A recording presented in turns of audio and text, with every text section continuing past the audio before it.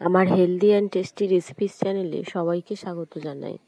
আশা করি সবাই ভালো আছেন, সুস্থ আছেন। আজ দেখাবো আমাদের বাগানের ওলকপির একটি রেসিপি। ওলকপির সঙ্গে আমি একটা বেগুন আর কয়েকটা আলু কেটে নিয়েছি। রেসিপির জন্য প্রথমে কড়াই গরম করে কড়াই পরিমাণ মতো সর্ষের তেল দিয়ে একটা তেজপাতা, 5 ফোড়ন দিয়ে একটু ভেজে নিয়ে দিয়েছি একটা মিডিয়াম সাইজের পেঁয়াজ কুচি, কয়েকটা চেরা কাঁচা লঙ্কা আর একটা টমেটো কুচি। সমস্ত কিছু খুব ভালো করে ভেজে নিচ্ছি।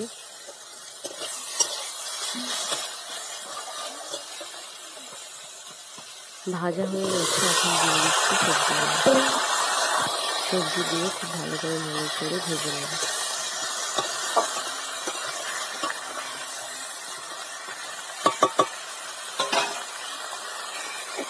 ঢেকে রেখে প্রথমে খুব ভালো করে সবজিগুলো ভেজে নেব।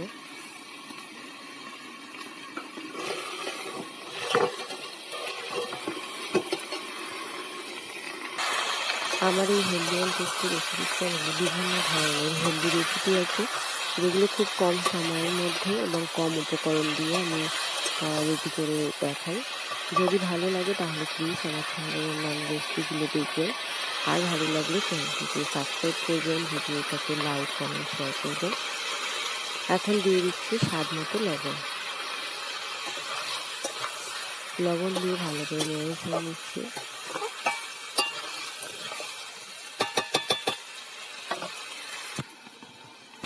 কিছুক্ষণের জন্য ঢেকে রেখেছিলাম, ঢাকনা খুলে নিয়ে আবারও খুব ভালো করে কষিয়ে নিচ্ছি সবজিগুলো।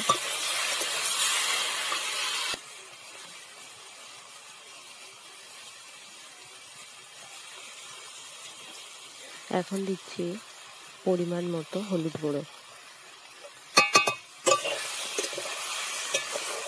হলুদ দিয়ে সবজিকে ভালো করে কষিয়ে নেব আরও 5 থেকে 7 মিনিট।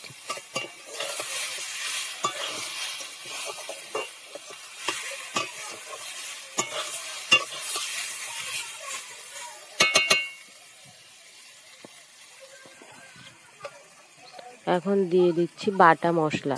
বাটা মশলার মধ্যে আছে আদা, জিরে, ধনিয়া, সর্ষে, চন্দনী। এই বাটা মশলাটা দিয়ে খুব ভালো করে কষিয়ে নিচ্ছি।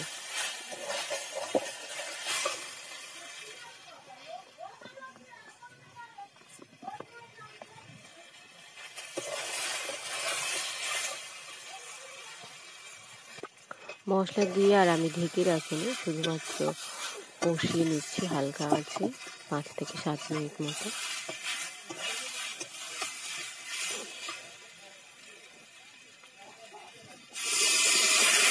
কষানো হয়ে গেছে, এখন দিয়ে দিচ্ছি পরিমাণ মতো জল।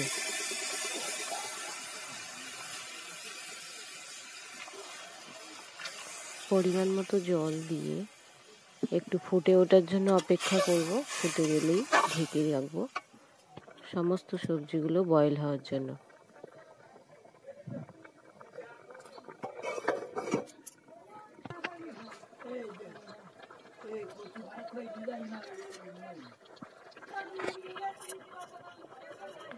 ঢেকে রেখেছিলাম, ঢাকনা খুলে নিয়েছি, সমস্ত সবজিগুলো বয়েল হয়ে গেছে।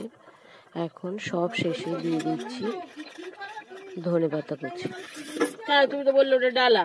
ধনেপাতা কুচি দিয়ে নেড়ে চেড়ে আরও কিছুক্ষণ 2 থেকে 2.5 মিনিট হালকা আঁচে ঢেকে রেখেছিলাম।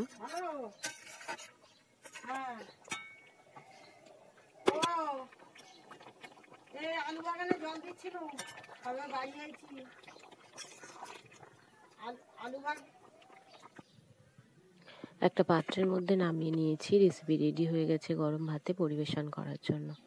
শেষ পর্যন্ত দেখার জন্য সবাইকে অসংখ্য ধন্যবাদ। সবাই ভালো থাকবেন, সুস্থ থাকবেন। আর যদি ভালো লেগে থাকে তাহলে প্লিজ নতুন বন্ধু যারা আমার চ্যানেলটিকে সাবস্ক্রাইব করবেন, আর যারা পুরনো বন্ধু তারা প্লিজ লাইক কমেন্ট শেয়ার করবেন।